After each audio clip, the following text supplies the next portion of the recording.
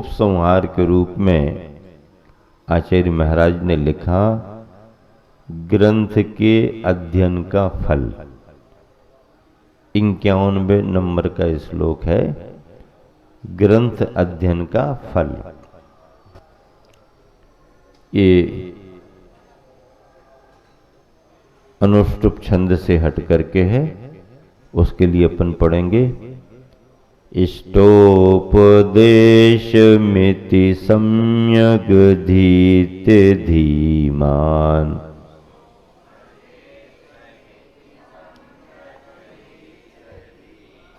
मानापमान समतां स्वमताद्वितन्य,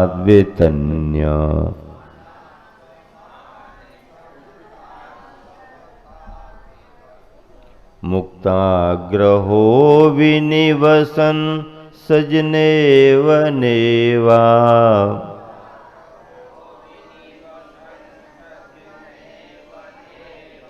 मुक्ति श्रियं निरुपमामुपयाति भव्यः।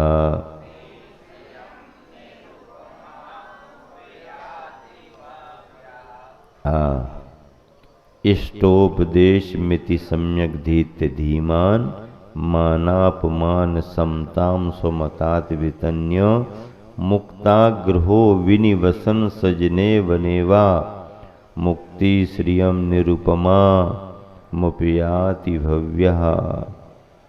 धीमान भव्यः, बुद्धिमान भव्य पुरुष। पहली बात, उपादान में भव्यत्व भाव होना चाहिए, क्योंकि जीवों को भी अलग अलग तरह से व्याख्यात किया गया है। अभव्य भी होते हैं, भव्य भी होते हैं, दूरानुदूर भव्य भी होते हैं। अभव्य को तो रत्नत्रय की योग्यता है ही नहीं, उसे तो कभी मुक्ति मिलने वाली नहीं। दूरानुदूर भव्य में मुक्ति प्राप्त करने की योग्यता है, रत्नत्रय पाने की योग्यता है, लेकिन उसको कभी ऐसे निमित्त ही नहीं मिलेंगे कि उसका उपादान इस रूप में जागृत हो, तो भव्य होते हुए भी अभव्य के समान है, उसका भी काम गया। अब भव्यत्व भाव जिसके अंदर है, भव्य की परिभाषा ये होती है कि जिसमें रत्नत्रय प्रकट करने की योग्यता है वह भव्य। भवितुम योग्यम भव्यम, जो अपने अंदर रत्नत्रय को प्रकट कर सकता है वह भव्य माना जाता है। ऐसा भव्य भावी निर्वाण भाजनम, भविष्य में निर्वाण का पात्र होता है। क्या होता है? भविष्य में निर्वाण का पात्र होता है। भव्य जीव भी भटकता है संसार में, ऐसा नहीं है कि अभव्य ही भटकता रहता। भव्य जीव भी संसार में भटकता है। अनादि से सभी मिथ्यात्व में ही तो है ना, अनादि से सभी का मिथ्यात्व कर्म ही तो चल रहा है। अब भव्य कोई होगा तो उसको सम्यक्त्व की प्राप्ति हो सकती है, उसके लिए निमित्त बनेंगे। तो अनादि से तो सभी अज्ञानता में ही हैं। जिन तीर्थंकर भगवंतों की आप वंदना कर रहे, पूजा कर रहे, जिन्हें आप भगवान मान रहे, वो भी अपने पुराने समय में क्या थे? क्या किसी जीव की कहानी एकदम सम्यक दर्शन से ही प्रारंभ हुई है? रत्नत्रय से ही उनका कथन आया है क्या? नहीं।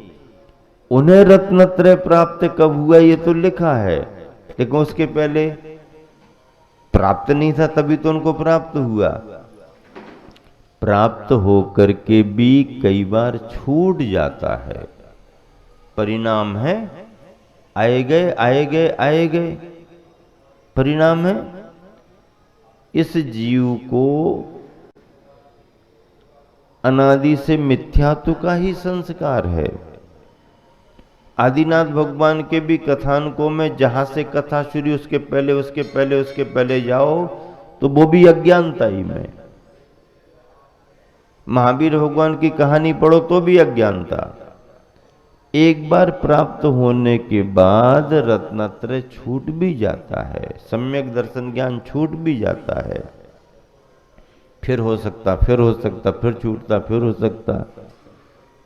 संयम आया है, मनुष्य पर्याय में संयम है।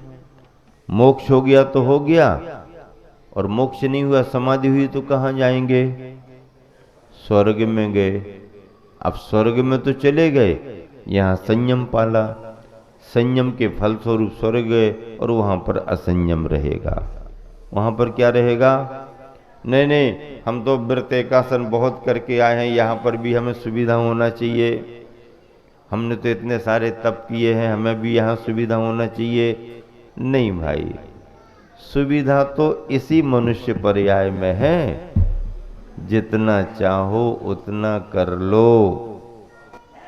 अगर कोई जीव नीचे चला गया तो सवाल ही नहीं, ऊपर गया तो अच्छा तो लगेगा, लेकिन जैसा करके गए हो वैसा करना संभव नहीं। स्वर्ग की गति है, देव गति है, संभव नहीं, संयम है ही नहीं। भव्य जीव को रत्नत्रय होता है, पर रत्नत्रय की पूर्णता तो केवल मनुष्य पर्याय में।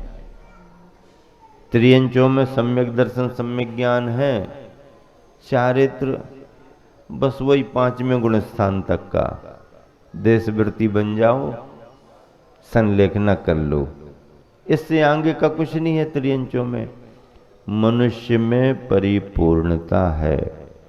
इस तरह से धीमान भव्यः, बुद्धिमान भव्य पुरुष, भव्य होते हुए भी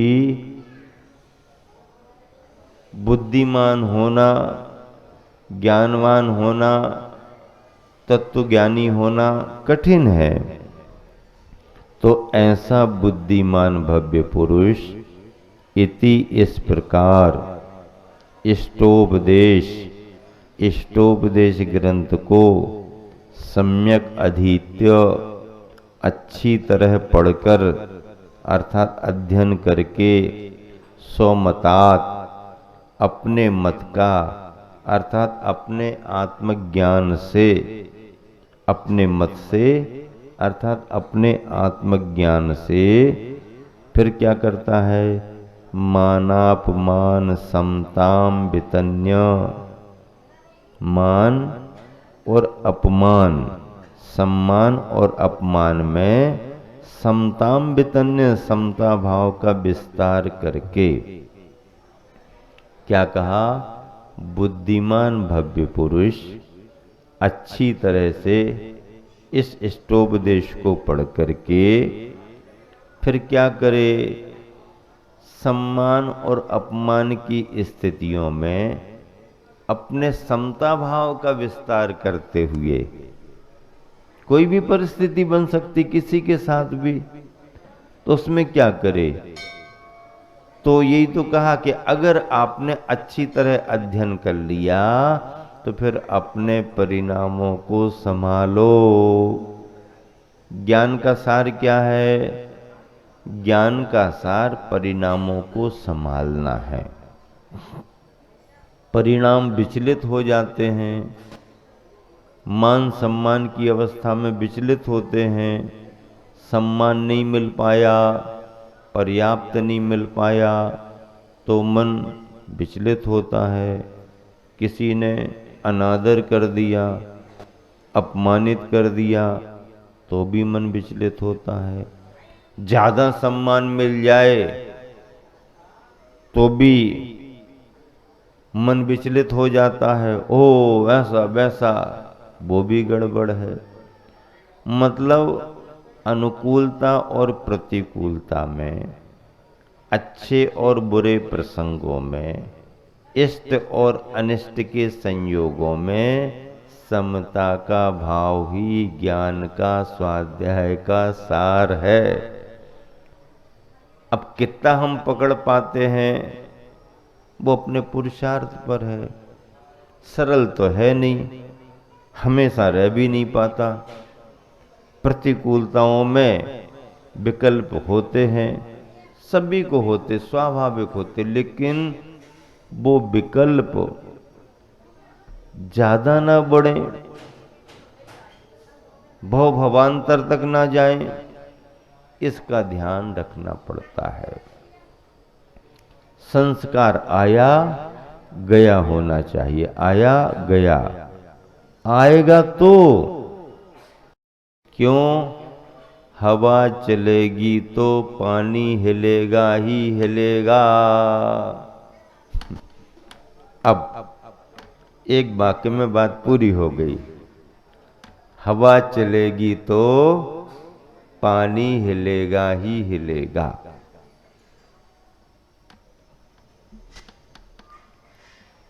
अब हवा चले और पानी ना हिले तो हो सकता कोई स्थिति ऐसी बन जाए कि हवा चले और पानी ना हिल पाए। अब पानी के उदाहरण में तो समझ में नहीं आ रहा कि हवा चले और पानी ना हिले। पानी में हिलने की योग्यता है और हवा में हिलाने की योग्यता है। हवा पानी को हिला सकती है, हवा से प्रेरित होकर के पानी हिल सकता है, लेकिन अब हवा ये कहे कि हम हिला ही देते हैं तो फिर पत्थर को हिला के बताए। हवा चली, पानी हिल गया, पत्थर नहीं हिला, तो हवा की हवा निकल गई। हवा की हवा निकल गई।